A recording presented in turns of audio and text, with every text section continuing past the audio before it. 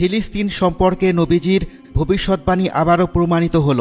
নবীজি সাল্লাল্লাহু আলাইহি ওয়াসাল্লাম যে 10টি ভবিষ্যৎবাণী করেছেন সেটি আজ গোটা বিশ্ব অবাক দৃষ্টিতে তাকিয়ে দেখছে।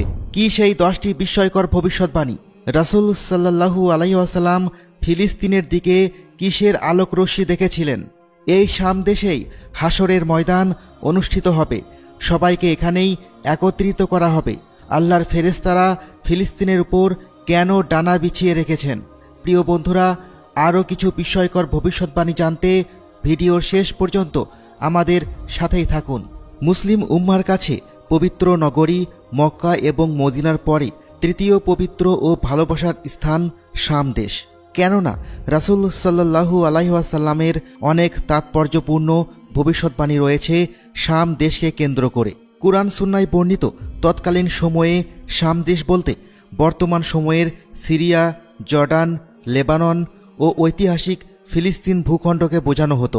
এই শাম দেশকে কেন্দ্র করে যতগুলো তথ্য হাদিসের বিখ্যাত গ্রন্থগুলিতে পাওয়া যায়, সেই শাম দেশের সীমানা অবশ্য আজকের সিরিয়া থেকে অনেক বিস্তৃতি এবং বড় ছিল।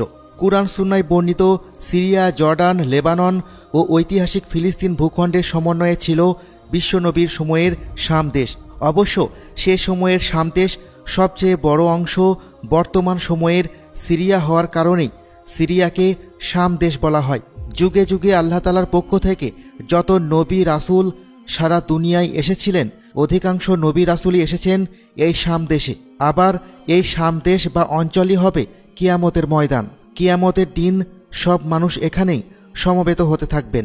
এই শাম দেশ তথা সিরিয়া, জর্ডান, লেবানন ও ফিলিস্তিন অঞ্চল সম্পর্কে রাসূল সাল্লাল্লাহু আলাইহি ওয়াসাল্লামের গুরুত্বপূর্ণ মন্তব্য ও বক্তব্য রয়েছে। এর মধ্যে বিশেষ কিছু তুলে ধরা হলো। 1. রাসূল সাল্লাল্লাহু আলাইহি ওয়াসাল্লামের ঘোষণা, আমার উম্মতের মধ্যে একদল সবসময়ই হকের উপর বিজয়ী থাকবেন।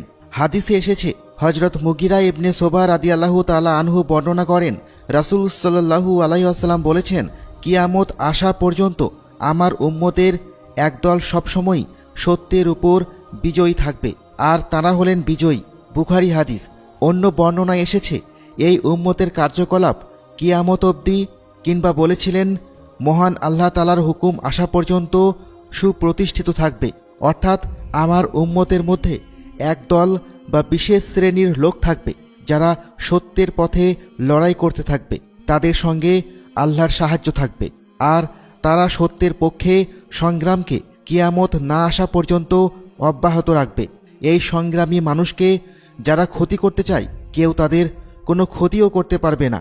হাদিসে উল্লেখিত যে দলটির কথা বলা হয়েছে, যারা আল্লাহর পক্ষ থেকে সাহায্য পাবেন এবং সত্যের উপর অবিচল থাকবেন, তাদের পরিচয় ও অবস্থান সম্পর্কে সাহাবায়ে কেরাম বলেছেন, এই দলটি শাম দেশ অঞ্চলের অবস্থানকারী হবেন, আর তারা হবে ঠিক কিয়ামতের আগ মুহূর্তে। তাছাড়া তাবরানির এক বর্ণনায় রাসূল সাল্লাল্লাহু আলাইহি ওয়াসাল্লাম বলেছেন, যে দলটি থাকবে সিরিয়া বা শাম দেশে। 2. হযরত আব্দুল্লাহ ইবনে ওমর রাদিয়াল্লাহু তাআলা আনহুর বর্ণনায় সিরিয়া ও ইয়েমেন সম্পর্কে হাদিসে এসেছে, রাসূল সাল্লাল্লাহু আলাইহি ওয়াসাল্লাম এভাবে দোয়া করেছেন, আল্লাহুম্মা বারিক লানা ফি শামেনা ওয়া ফি ইয়ামানিনা। অর্থ, হে আল্লাহ, আপনি আমাদের শাম এবং ইয়ামেনে বরকত দান করুন। এই দোয়া শুনে উপস্থিত ব্যক্তিরা বললেন, হে আল্লাহ রাসূল, আমাদের নজদেও বরকত দান করুন, আপনি এ দোয়া করুন। কিন্তু রাসূল সাল্লাল্লাহু আলাইহি ওয়াসাল্লাম তাদের কথা না শুনে আবারও শাম ও ইয়ামেনের জন্য বরকতের দোয়া করলেন। এভাবে তৃতীয়বারও লোকেরা নজদের জন্য দোয়া করতে বললেন, আর রাসূল সাল্লাল্লাহু আলাইহি ওয়াসাল্লাম প্রথম ও দ্বিতীয়বারের মতোই একই দোয়া করলেন।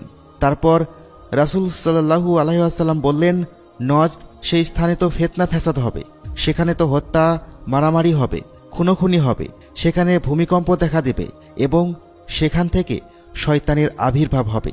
এখানে নজদ বলতে যে অঞ্চলকে বোঝানো হয়েছে, অধিকাংশ ইসলামিক স্কলার নজদ বলতে ইরাককে বুঝিয়েছেন, কেননা নজদ বলা হয় উঁচু অঞ্চলকে। আবার সৌদি আরবের হেজাজকেও নজদ বলা হয়। তবে কানজুল উম্মলের বর্ণনায় নবী সাল্লাল্লাহু আলাইহি ওয়াসাল্লাম নজদ বলতে ইরাকের কথাই বলেছেন। মূল কথা হলো রাসূল সাল্লাল্লাহু আলাইহি ওয়াসাল্লাম বরকত ও কল্যাণ চেয়েছেন শামবাসীর জন্য। সেই হিসেবে শাম অঞ্চল বা সিরিয়া অনেক গুরুত্বপূর্ণ স্থান ও প্রিয় ভূখণ্ড। ৩.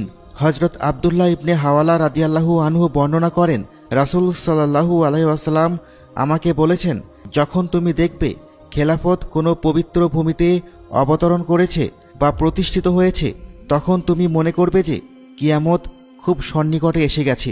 আবু দাউদ ও মুসনাদে আহমদ। এই হাদিসে উল্লেখিত পবিত্র ভূমি সম্পর্কে হাদিস বিশারদগণ বলেছেন, এ পবিত্র ভূমি বলতে শাম অঞ্চল বা সিরিয়া। উল্লেখিত হাদিসের পর্যালোচনা করলেই তা প্রমাণিত হয়ে যায়। ৪.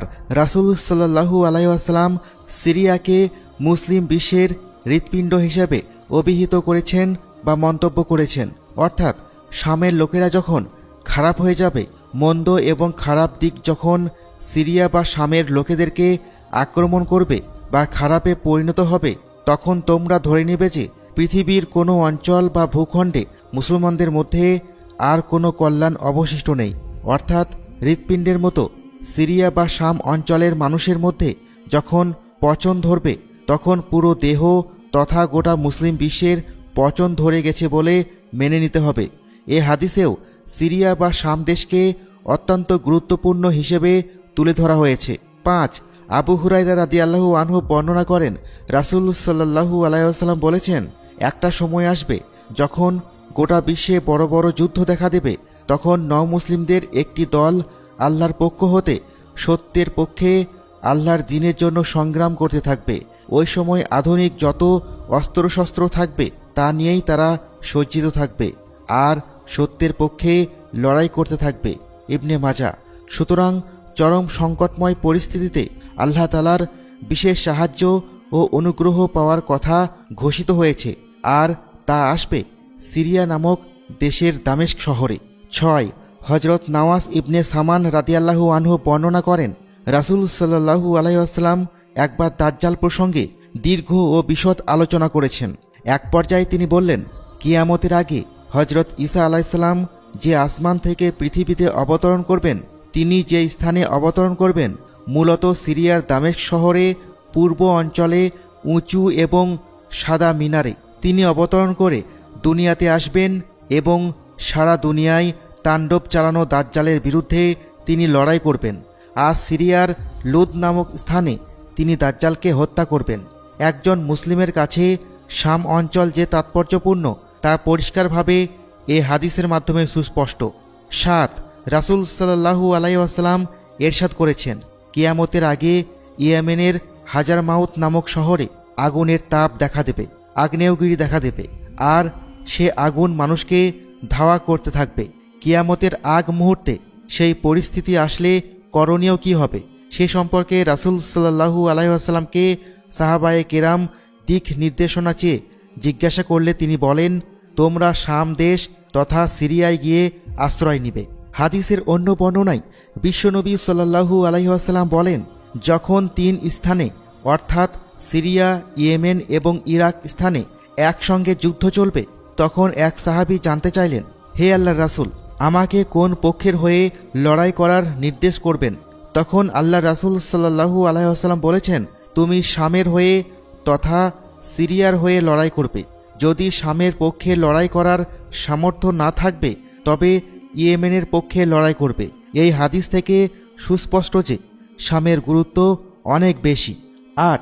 কিয়ামতের আগে যে আগ্নেয়গিরি দেখা যাবে, যে আগুনের তাপ দেখা দেবে, সেই আগুন মানুষকে ধাওয়া করতে থাকবে, সারা পৃথিবীর মানুষকে ধাওয়া করতে থাকবে। মানুষকে ধাওয়া করতে করতে একটা সময় এক জায়গায় একত্রিত করবে, আর সেটি হলো সিরিয়া। প্রিয় নবী সাল্লাল্লাহু আলাইহি ওয়াসাল্লামের ভাষায় আরদুল মাহশারে ওয়াল মানশার, অর্থাৎ সিরিয়ায় হবে কিয়ামতের ময়দান। কিয়ামতের সময় মানুষ সারা পৃথিবী থেকে এসে এই শাম অঞ্চলেই একত্রিত হতে থাকবে। ৯. রাসূল সাল্লাল্লাহু আলাইহি ওয়াসাল্লাম অন্য হাদিসে ইরশাদ করেন, আল্লাহর ফেরেশতা শাম অঞ্চলের উপরে ডানা বিছিয়ে দিয়েছেন অথবা ডানা বিছিয়ে রাখবেন। ১০. অন্য এক হাদিসে প্রিয় নবী সাল্লাল্লাহু আলাইহি ওয়াসাল্লাম তাঁর স্বপ্নে বিবরণ দিতে গিয়ে বলেন, একবার আমি শুয়েছিলাম, দেখলাম আমার মাথার নিচ থেকে আল্লাহর কিতাবকে ছিনিয়ে নিয়ে যাওয়া হলো। আর সেটাকে যখন নিয়ে যাওয়া হচ্ছিল তখন আমি তাকিয়ে দেখলাম কোথায় নিয়ে যাওয়া হচ্ছে। দেখলাম একটা আলোক রশ্মি চলে যাচ্ছে, যেতে যেতে এটা শাম অঞ্চল তথা সিরিয়া ভূমি পর্যন্ত চলে গেল আর সেটা সেখানেই অবতরণ করল। তারপর রাসূল সাল্লাল্লাহু আলাইহি ওয়াসাল্লাম বললেন, যখন সারা পৃথিবীতে ফিতনা ফেসাদে ভরে যাবে তখন ইমানের ঠিকানা হবে শাম বা সিরিয়া অঞ্চল, আর ইমানদারদের শেষ আশ্রয়স্থল হবে শাম বা সিরিয়া অঞ্চল।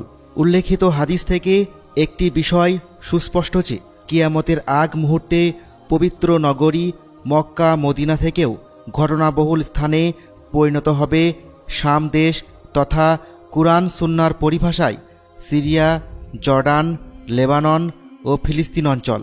আর এই স্থানগুলোর মর্যাদাও অনেক বেশি।